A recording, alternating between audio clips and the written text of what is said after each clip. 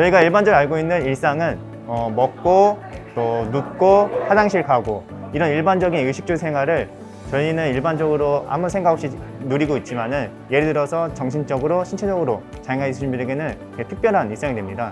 그런 특별한 일상을 여기 학생분들과 같이 아이디어를 내고 아이템으로 같이 해결하고자 하는 그런 행사입니다.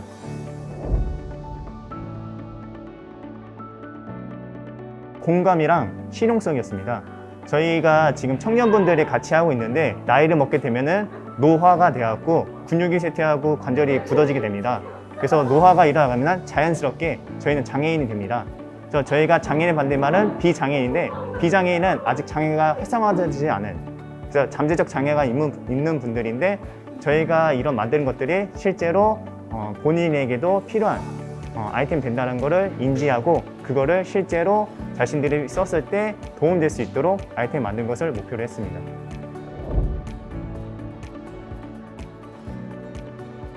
저희가 누리고 있는 이런 당연한 일상이 다른 분들에게는 특별한 일상이 됐습니다.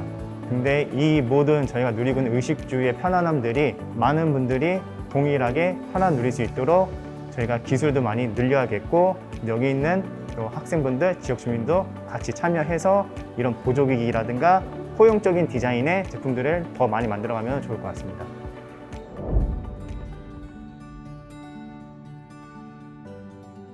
이번 일상혁신 메이커톤에서 일상혁신이라는 말에 꽂혀서 참여하게 됐는데요. 그들의 일상을 같은 시선으로 바라보고 그들의 삶에 혁신이 무엇이 필요할지, 일상생활에 무엇이 필요할지 생각해 보고 싶고 이제 제품을 만들고 싶어서 이 메이커톤에 참여하게 되었습니다.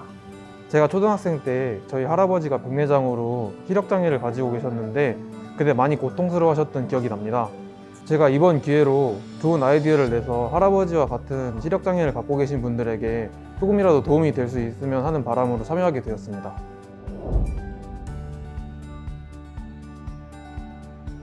청각 장애를 이제 체험해 봤는데요. 소리가 들리지 않도록 헤드셋을 귀에 끼고 카페에서 음료를 주문하고 받고 그리고 편의점에서 장보는 이제 미션들을 해봤습니다. 의사소통에 시간이 지체된다는 점, 간단한 의사 전달을 파악해서 인지할 수 있다는 점이 필요하다고 생각했습니다. 처음으로 안대를 쓰고 지팡이를 짚고 걸어보니까 세상이 진짜 무겁게 느껴졌습니다. 대부분의 시각장애인들이 시각적인 벽만 생기는 게 아니라 마음의 벽도 생긴다는 말이 한 번에 공감이 됐는데요. 시각장애인들이 얼마나 공포와 두려움에 살아갈까 한번 생각해보는 시간이 되었습니다.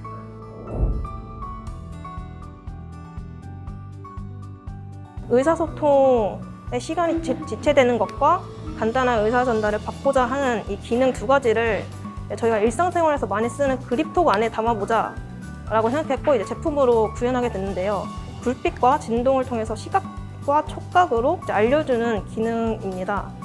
아무래도 위험한 상황에서 소리를 감지해서 본능적으로 피해야 되는데 그립톡 안에 있는 소리 센서와 통신기기가 큰 소리를 인식하고 LED와 진동 모듈에 신호를 보내주면은 불빛이 반짝이고 진동이 이렇게 흔들거리면서 그립톡으로 알려주는 것입니다. 그래서 그립톡을 쥐고 있으면 위험한 상황이구나 인지하고 이제 피할 수 있는 거죠. 그리고 다음으로는 의사 전달을 인지받을 수 있는 기능인데 그립톡과 이 여기 적외선 센서가 있는데요. 리모컨으로 신호를 주면 그립톡에서 불빛과 진동이 울리는 것입니다. 다용도 지팡이인데요. 각 층마다 기능을 추가해서 편의성에 맞게 제작하였습니다. 예를 들어서 저희 할아버지 같은 경우는 항상 듣는 시계를 갖고 다니셨는데 그 기능을 생각해서 지팡이 손잡이 부분에 버튼을 눌렀을 때 시간을 알려주는 기능이나 요즘처럼 코로나가 이렇게 왕성한 시기에 손소독제가 가장 필요하잖아요. 그래서 손잡이 부분에 손소독제 기능을 넣어서 꾸준히 손소독을 할 수 있도록 추가하는 기능도 넣었습니다.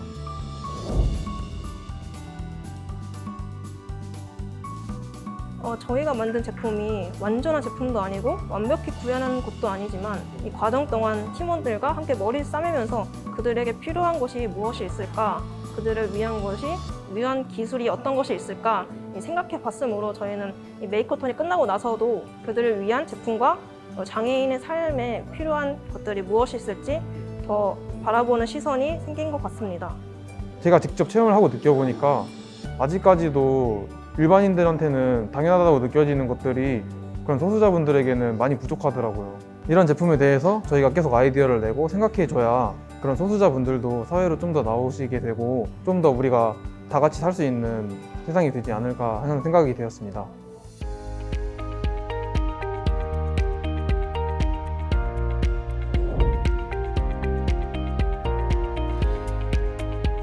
지금 참여한 학생들 중에 이제 장애인 당사자는 이제 없더라고요. 이제 그렇지만 이제 비장애인들이 장애인들한테 이제 관심을 갖는 일들이 사실은 쉽지는 않거든요. 이제 그런데 이제 이런 행사를 통해 가지고 이제 좀 몸이 불편한 사람들에 이제 집중하고 그리고 이제 지금의 청년들도 나이가 들면 장애를 입을 확률이 높아지잖아요. 노년기가 될수록. 이제 그러면서 장애에 대한 이해와 관심을 통해서 뭔가 제품들을 만들어 보고 아이디어를 확산한다는 점에서 정말 괜찮은 프로젝트라고 좀 생각을 하고 있습니다.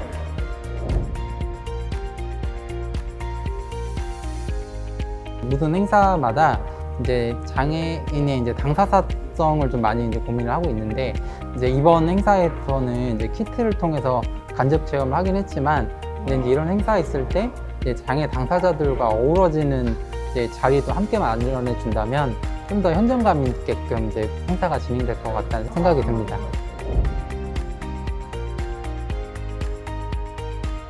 이 시제품들이 이번 행사를 통해 만들어졌고 이제 이런 시제품들이 이제 뭐 필요하다면 실제 제품으로 나와가지고 이런 아이디어에서 끝나는 게 아니라 실제로 당사자들이 그 제품을 사용해보는 단계까지 연계돼서 이제 학교에서 더 확장해서 지원을 해주면 더 좋을 것 같습니다.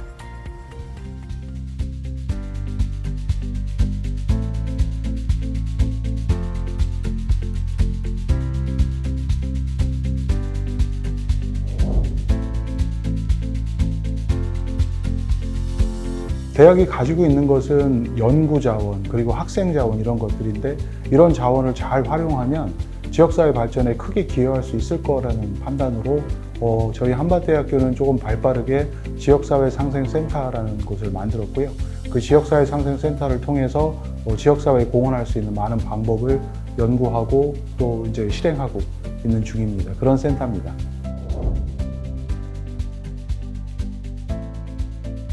지금 메이커스페이스는 민간인이 만든 이 밖에 있는 메이커스페이스도 있고 학교가 가지고 있는 메이커스페이스도 있는데 이런 지금 보시는 것 같은 이런 메이커스페이스 공간을 학교만 사용하지 않고 지역사회인들도 사용할 수 있게 한다고 하면 그것 역시 지역사회 공헌의 일환이기 때문에 그런 차원에서 이 메이커스페이스를 외부에 공유하고 여러 가지 그 지역사회 공헌의 활동 중에서 장애인들을 지원하는 활동을 한번 하는 프로그램과 이걸 같이 엮어서 장애인들이 실제 사용하고 있는 물건들을 업그레이드 하거나 또 장애인들을 위해서 새로운 용품을 개발하고 그거를 대학의 메이커스페이스를 통해서 한번 구현해보고 하는 이런 프로그램이 의미가 있을 것 같아서 시작하게 되었습니다.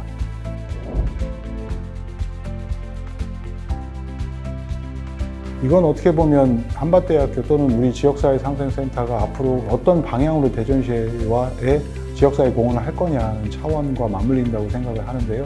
이런 지역사회 공헌은 저희 한밭대학교만 하는 게 아니라 대전에 있는 많은 공공기관들이나 유관기관들이 같이 해요. 다른 이런 기관들과의 네트워킹을 굉장히 열심히 하고 있는데 아마 여기서 이야기되는 바에 따라서 우리 기관들이 대전시에 무슨 공헌을 할지가 결정되면 우리 한밭대학교의 역할이 아마 정해질 것 같습니다.